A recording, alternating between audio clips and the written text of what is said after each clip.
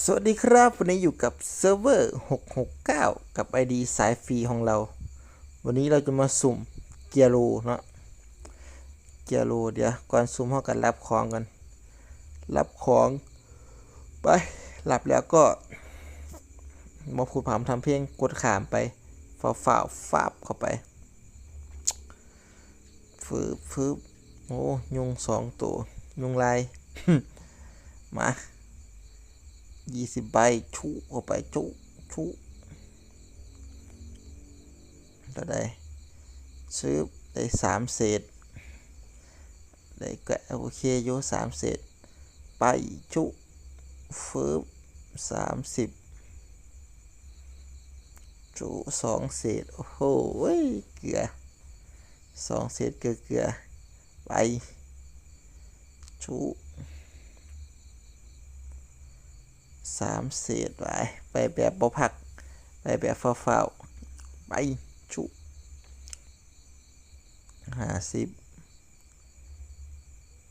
เศษโอเค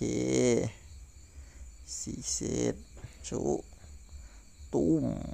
โอ้ยหินพัฒนาเอายังดีโอ้เรียกเศษเบิ่งบ่ทันบางอย่างนี่ฝ้าวไปชูอีก1 ครั้งฟับ70ฟืบโอ้โห70กดข้ามไปหนึ่งที่ชู803 เศษโอ้ยเอาว่าเป็นยังชูฟับชูเรียบร้อยไปอีก1 ครั้งชูฟับ100ไปบ่ได้โอ้สีทองเมื่อลูกสร้างลูกปีศาจเป็นหลักบ่เกียโลไปล่างแรก100 ใบไปอีกไปแบบพอพักจนกว่าลูกแก้วจะมาชูเข้าไปชูมิดจัดกดข้ามไปยังที่ชูฟับฟึบมีอย่างมากวะมิดจัด2 เศษอีกโอ้โหเกลือชิบหายเลยไปอีก1 ครั้งปึ๊บโอ้โหเกียร์โลมาอะไรนะ130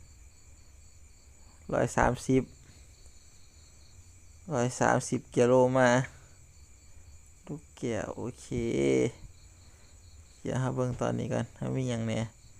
ลูกแก้วหินมีอยู่ขาดขาดหินพัฒนาอันหนึ่งบ่มี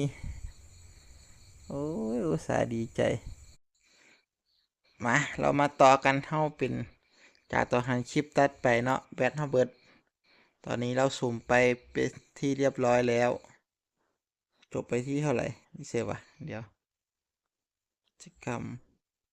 ตอบแทนจบไปที่180 ใบเนาะเรามีเดี๋ยวเรามีอย่างเนี้ยเรามีอันนี้ได้มาอีกได้มาอันหนึงแล้วก็หินปีศาจอันหนึงขาดพาร์ท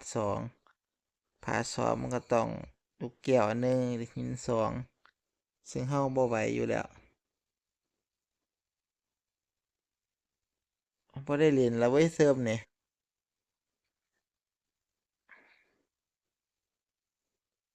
สมบัติเล่นไม่เป็น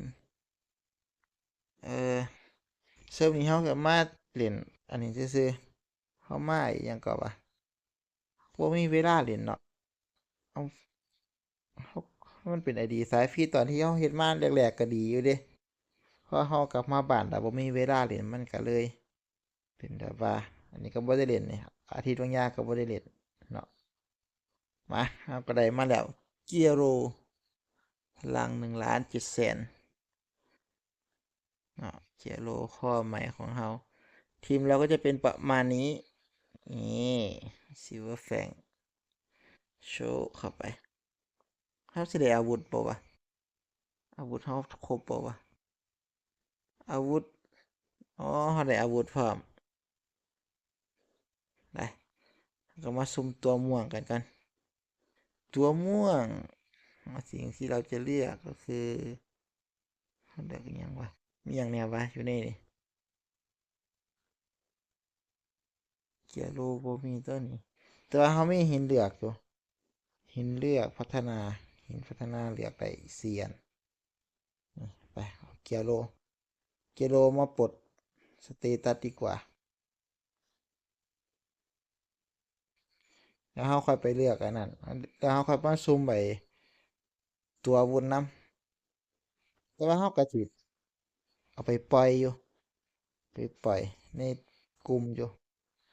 เพื่อเด็กอันนั้นเพื่อมันออกจากค่อยว่ากันไหมราคาก็ได้เบาๆ1-2นี่แหละเพื่อคนอยากเล่นสายฟรีแต่ว่ามันก็ช้าแล้วล่ะวะเพราะว่าเฮาบ่ได้อันนั้นเพราะว่าเฮาบ่ได้เฮาบ่ได้เล่นต่อเนื่องเนาะสายฟรีมันต้องเล่นต่อเนื่องเด้แต่เฮาข้อยเล่นตอนนี้เล่นเซิร์ฟ700ที่ว่าเล่นทุกมื้อเซิร์ฟ653ก็เล่นแหน่บ่เล่นแหน่บ่มีเวลาก็บ่เล่นคันมีเวลาก็เล่น653ข้อยเอาคือเกลือแท้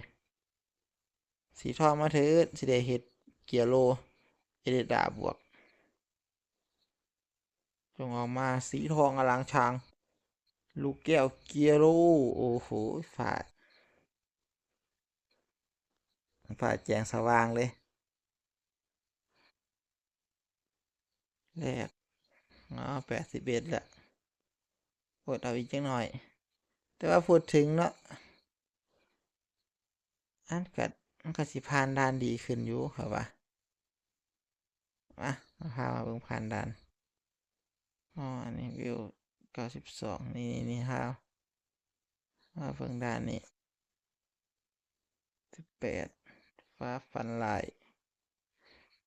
มาเบิ่งด่านฟันลายดูล่ะสิไหวบ่คอเกียโร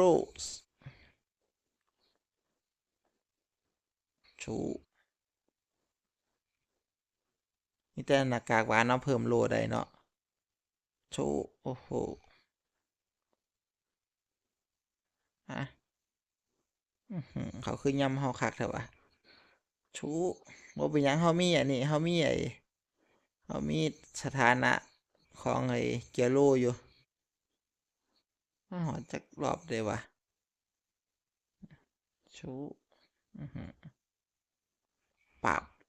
ชูถือว่าถือว่าโอเคอยู่ก็ถือว่าโอเคอยู่ฝึกพอให้เนาะปราบโอ้โหยัดเข้าหน้าเลยชูเข้าไปอือหืออื้อหือสตันอื้อหือสถานะระเบิดลมหัวกุดลมหัวกุดชูชูมันระเบิดจักเทื่อวะชูเข้าไปเรียบร้อยระเบิดลมหัวกุดสถานะลมหัวกุดเนาะอ่ะโบรอดอาจจะอีกจัก2 ตาฟึบให้ตูมเข้าไปชูตูมชูเข้าไปสถานะลมหัวกุดก็ดีล่ะพูดถึงไรอันตีได้บ่นี่เกียโล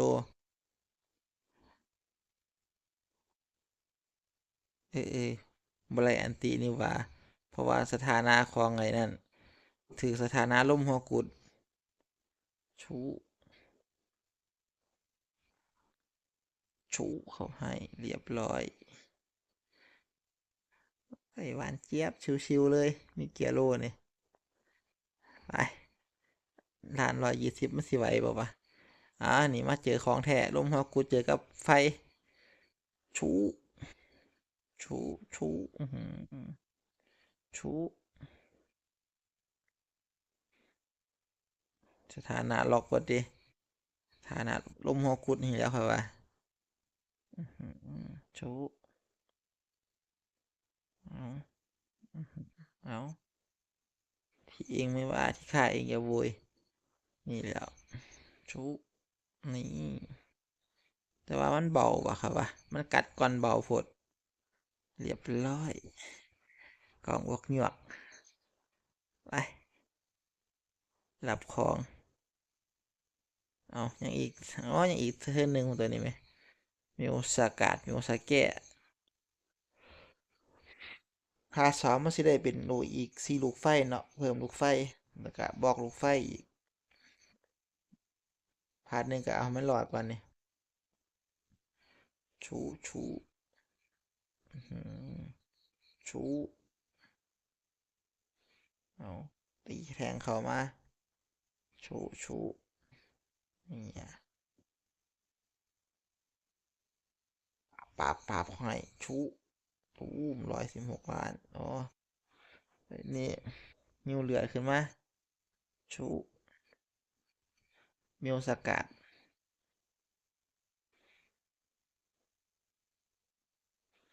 ชูเข้าไป7 ลูกเทิร์นเดี๋ยวว่าเทิร์นหาบอกว่ามิวสกัดมันตายมิวสกัดอยู่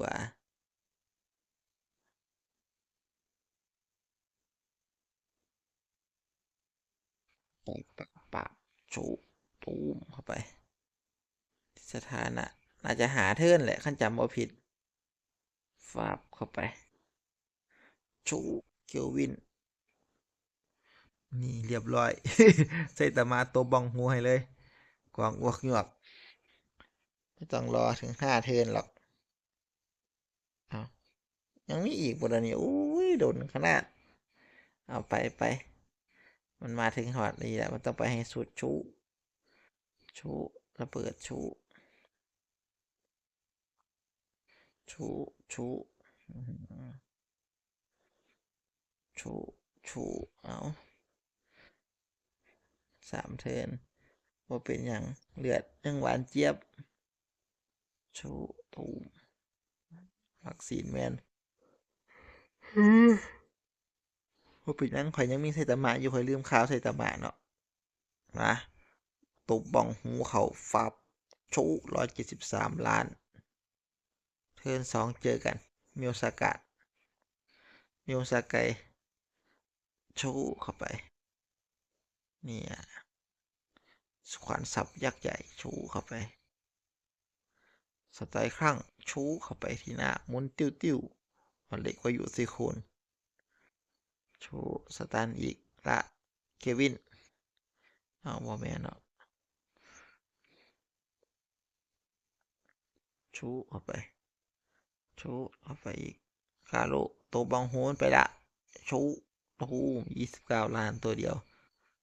อ่ะเกียโรอันติฟาบเพิ่มเลือดตูมเรียบร้อยโอเคครับคลิปนี้ก็พอแค่นี้สำหรับการสุ่มแล้วก็ทดสอบเนาะ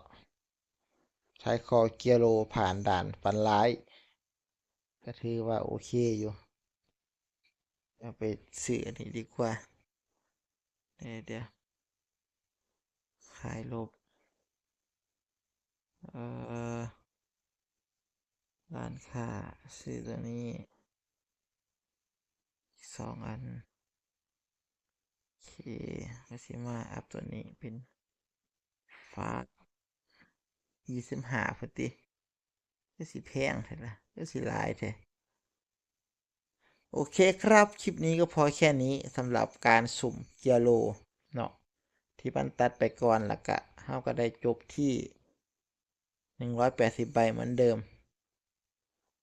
ได้หินพัฒนามา2 อันลูกแก้วอันหนึ่ง180 ใบก็เลยเฮ็ดให้เหลือก็เลยทำให้เหลือหินอันหนึ่งไอ้ลูกแก้วอันหนึ่งหินอันหนึ่งเนาะได้หิน2แล้วก็เอ่อ ลูกแก้ว2เฮ้ยลูกแก้วอันหนึ่งหิน2ลูกแก้วอันหนึ่งเนาะผู้ใดสนใจก็ทักมาได้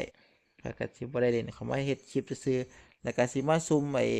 แล้วก็สิมาจัดอาวุธพร้อมวันที่7พุ่นล่ะไปแล้วครับ